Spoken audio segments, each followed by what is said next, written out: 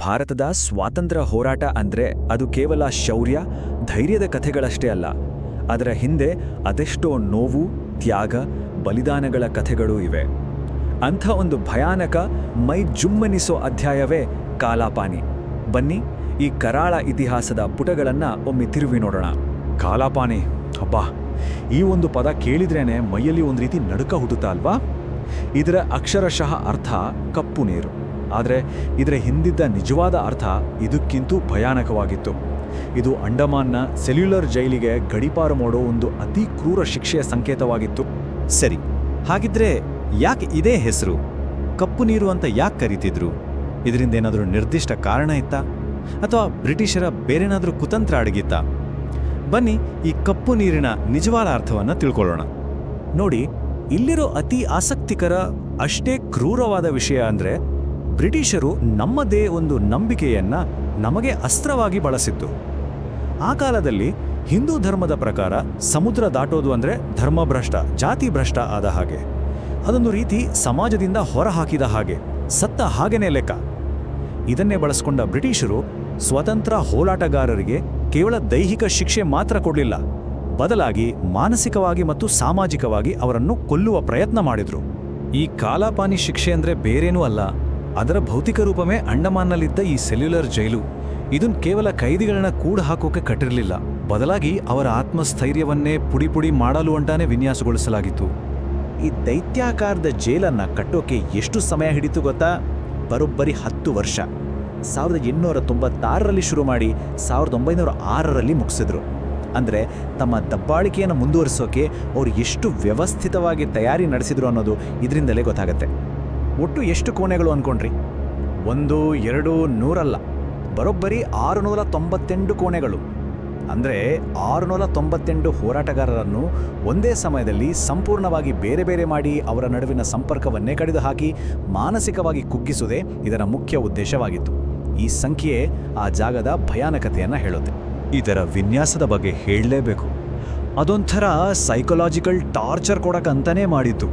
ಮಧ್ಯದಲ್ಲಿ ಒಂದು ದೊಡ್ಡ ವಾಚ್ ಟವರ್, ಅದರಿಂದ ಚಕ್ರದ ಕಡ್ಡಿಗಳ ಹಾಗೆ 7 ವಿಂಗ್ಸ್. ಪ್ರತಿಯೊಂದು ವಿಂಗ್ನ ಮುಂಭಾಗ ಇನ್ನೊಂದು ವಿಂಗ್ನ ಹಿಂಭಾಗಕ್ಕೆ ಮುಖ ಮಾಡಿರ್ತಿತ್ತು.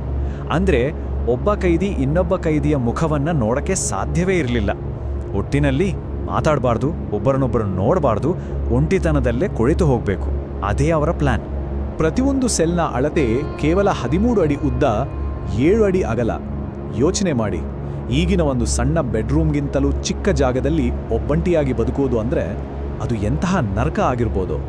ಆ ಕೋಣೆಗಳನ್ನು ಕಟ್ಟಿದ್ದೇ ಏಕಾಂತವಾಸಕ್ಕಾಗಿ.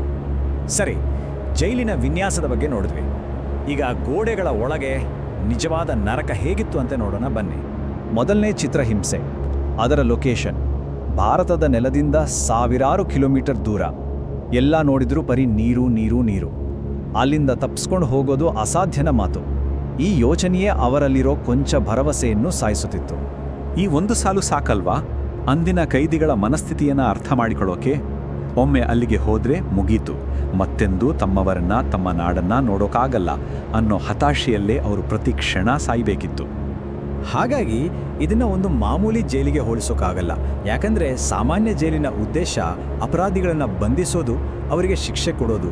ಆದರೆ ಸೆಲ್ಯುಲಾರ್ ಜೈಲಿನ ಉದ್ದೇಶ ಸ್ವಾತಂತ್ರ್ಯ ಹೋರಾಟಗಾರನ ಆತ್ಮವಿಶ್ವಾಸವನ್ನೇ ಮುರಿಯೋದು, ಅವರನ್ನ ಜನರ ನೆನಪಿನಿಂದಲೇ ಅಳಿಸಿ ಹಾಕಿ ಸಾಯೋವರೆಗೂ ಹಿಂಸೆ ಕೊಡೋದೇ ಆಗಿಟ್ಟು. ಕೆಲಸ, ಅಬ್ಬಾ, ಅದನ್ನ ಕೆಲಸ ಅನ್ನೋಕ್ಕಾಗಲ್ಲ, ಅದೊಂದು ರೀತಿ ಹಿಂಸೆ. ದಿನಾವಿಡೀ ತೆಂಗಿನಕಾಯಿ ಸುಲಿಯೋದು, ಎತ್ತುಗಳು ಮಾಡೋ ಕೆಲಸವಾದ ಎಣ್ಣೆಗಾಣವನ್ನು ಮನುಷ್ಯರಿಂದ ತಿರುಗಿಸೋದು, ದಟ್ಟ ಕಾಡಲ್ಲಿ ಮರ ಕಡಿಯೋದು, ಇಂತಹ ಶಕ್ತಿ ಮೀರಿನ ಕೆಲಸಗಳನ್ನು ಬಲವಂತವಾಗಿ ಮಾಡಿಸಲಾಗ್ತಿತ್ತು. ಇಷ್ಟೆಲ್ಲ ದುಡ್ಸಿದ್ರೂ ಹೊಟ್ಟೆಗೆ ಸರಿಯಾಗಿ ಊಟ ಇಲ್ಲ, ಸ್ವಚ್ಛತೆ ಅನ್ನೋ ಪದಕ್ಕೆ ಅಲ್ಲಿ ಜಾಗ ಇರಲಿಲ್ಲ. ಇದರಿಂದ ಮಲೇರಿಯಾದಂತಹ ರೋಗರುಜಿನಗಳು ಸಾಮಾನ್ಯವಾಗಿದ್ವು. ದೈಹಿಕ ಹಿಂಸೆ ಜೊತೆಗೆ ಈ ಅಮಾನವೀಯ ಪರಿಸ್ಥಿತಿಗಳು ಅವರನ್ನ ದಿನನಿತ್ಯ ಕೊಲ್ತಿದ್ವು.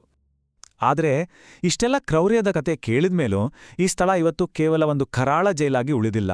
ಇದು ನಮ್ಮ ಹೋರಾಟಗಾರರ ಅಪ್ರತಿಮ ತ್ಯಾಗ, ಬಲಿದಾನಕ್ಕೆ ಸಾಕ್ಷಿಯಾಗಿ ಒಂದು ಶಾಶ್ವತ ಸ್ಮಾರಕವಾಗಿ ನಿಂತಿದೆ. ವೀರ ಸಾವರ್ಕರ್, ಬಟುಕೇಶ್ವರ್ ದತ್, ಯೋಗೇಶ್ ಚಂದ್ರ ಚಾಟರ್ಜಿ, ಮೌಲಾನಾ ಅಹಮದುಲ್ಲಾ, ಇಂಥ ಎಷ್ಟು ದೊಡ್ಡ ದೊಡ್ಡ ನಾಯಕರು ಇಲ್ಲಿ ನರಕಯಾತನೆ ಅನುಭವಿಸಿದ್ದಾರೆ. ಇವರು ಮಾತ್ರ ಅಲ್ಲ, ಹೆಸರು ಗೊತ್ತಿಲ್ಲದ 100 ಜನ ಇಲ್ಲೇ ತಮ್ಮ ಪ್ರಾಣವನ್ನೇ ತ್ಯಾಗ ಮಾಡಿದ್ದಾರೆ. ಅವರ ಹೋರಾಟವನ್ನು ನಾವು ಎಂದಿಗೂ ಮರೆಯುವಂತಿಲ್ಲ. ಯಾವ ಜಾಗ ಒಂದು ಕಾಲದಲ್ಲಿ ನಮ್ಮವರನ್ನ ಹತ್ತಿಕ್ಕೋಕೆ ದಬ್ಬಾಳಿಕೆ ಮಾಡೋಕೆ ಅಂತಾನೆ ಕಟ್ಟಿದ್ರೋ ನೋಡಿ, ಇವತ್ತು ಅದೇ ಜಾಗ ನಮ್ಮ ದೇಶದ ಒಂದು ರಾಷ್ಟ್ರೀಯ ಸ್ಮಾರಕವಾಗಿದೆ. ಇದು ನಮ್ಮ ಸ್ವಾತಂತ್ರ್ಯಕ್ಕಾಗಿ ಪ್ರಾಣ ತೆತ್ತ ಪ್ರತಿಯೊಬ್ಬ ವೀರರಿಗೂ ನಾವು ಸಲ್ಲಿಸೋ ಗೌರವದ ಪ್ರತೀಕ. ಹಾಗಿದ್ರೆ ಕೊನೆಗೊಂದು ಪ್ರಶ್ನೆ ಮೂಡುತ್ತೆ.